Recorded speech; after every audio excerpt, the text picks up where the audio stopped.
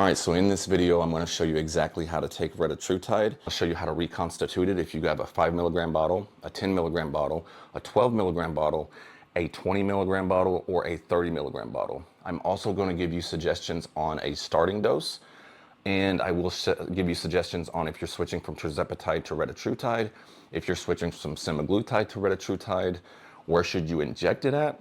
Should you inject it in your stomach? Should you inject it in your arms, legs? Where should you inject it at? And then I'm going to go over some side effects that I like to touch on in every video. I'm not going to talk about the benefits of retatrutide because if you're watching this video, you know the benefits. So let's get into it. All right, so the first thing about retatrutide is reconstituting it. So what you're going to need to do it as safely as possible is you're going to need to use backwater. You don't want to use any faucet water or anything like that. Backwater, you can usually get it from where the site that you order it from. You're going to need insulin syringes, 29 gauge to 31 gauge, 1 milliliter, which is 100 IUs. You're going to need alcohol pads. We need to stay safe and we need to stay hygienic. And then you need the retatrutide vial, and you're going to need a clean surface. Here's the step-by-step instructions on what you're going to need to do.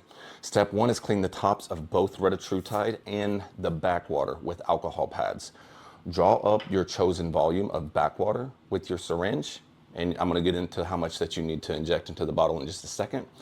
And then slowly inject the backwater into the retatrutide vial down the side of the glass. Don't blast it straight into the powder. And then you're going to gently swirl. You're not going to shake the powder until it is fully dissolved. And then you can label the vial if you wanted to so that you know the total milliliters added in the concentrate. So the next question is, how much backwater should you use? And I'm going to keep this super simple for you. I'm going to show a chart right here so that you can see exactly like how much that you should put in of each milligram, 5 milligrams, 10 milligrams, 12 milligrams, 20 milligrams, or 30 milligrams. Basically, what we want is every 10 unit to be a half a milligram. No matter what size bottle that you have, 5 milligram to 30, we want every 10 units to be a half a milligram. So to do that, for a 5 milligram vial, you're going to put in 1 milliliter of backwater. For a 10 milligram vial, you're going to put in 2 milliliters of backwater. For a 12 milligram vial, you're going to put in 2.4 milliliters of backwater. 20 milligrams is 4 milliliters, and 30 milligram vials is going to be 6 milliliters of backwater. And so this is going to make it super easy for you so that you know every time that you draw out, it's going to be 0.5 milligrams at 10. And I say 10 because the insulin syringes can be measured in tens. Like if you did to where you could, 5 units was 0.5. Sometimes on those 100 unit insulin syringes, it's hard to see in between the 2 and the 4 and the 6 and all that. So doing it this way is the most helpful. Some example dosing, if you have 5 milligrams per milliliter, and that's if you have a 5 milligram bottle all the way up to a 30 milligram bottle, what we just injected the backwater in is going to be 5 milligrams per milliliter. So if you want to inject 1 milligram of retatrutide, you're going to pull up 20 units. If you want to inject 2 milligrams, you're going to pull up 40 units or 0.4 milliliters.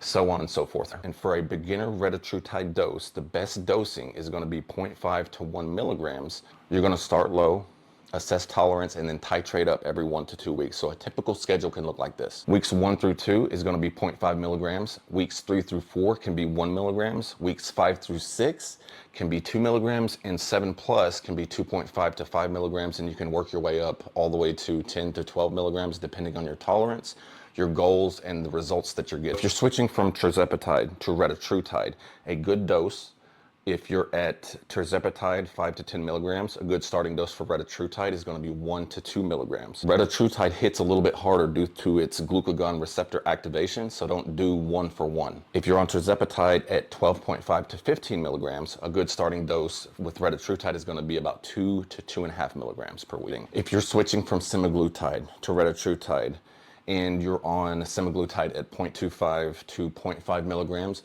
a good starting dose for retatrutide is going to be 0.5 to 1 milligram. If you're on semaglutide of 1 milligram or more, retatrutide at 1 to 1.5 milligrams is a good starting dose for you. And so just in case you didn't want to write that down, I'm going to show that on the screen right here so that you can have a good little cheat sheet of a beginner dose, or if you're switching from tirzepatide, or if you're switching from semaglutide. Next question is where to inject retatrutide. Retatrutide is going to be best injected subcutaneous only That means fat, not in your muscle or anything like that. The most common areas are going to be your stomach, your love handles, your upper thighs, or the back of your arms. Does injection site matter? Technically, yes and no. Here's what's important. Retatrutide will work no matter where you inject it as long as it's in subcutaneous fat. The absorption rate can vary slightly depending on injection area. The abdomen tends to absorb faster than the thighs. Fat thickness, blood flow, and inflammation all affect absorption rates. Do people absorb differently in different areas? Yes, and here's why. Subcutaneous tissue isn't the same in every single body part. Some people notice faster onset of appetite suppression when injecting in the stomach. Others report slower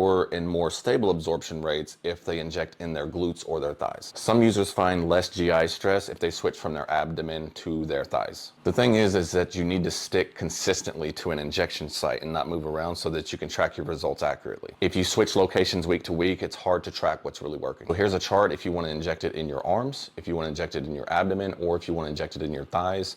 Abdomen is going to be fast, love handles is going to be moderate, thighs is going to be slow to medium, arms is going to be moderate, and it's just depending on how fast that you want it. Just make sure you stay consistent. A retatrutide video wouldn't be complete if we didn't talk about side effects, and I've already mentioned some side effects, but it's worth noting again.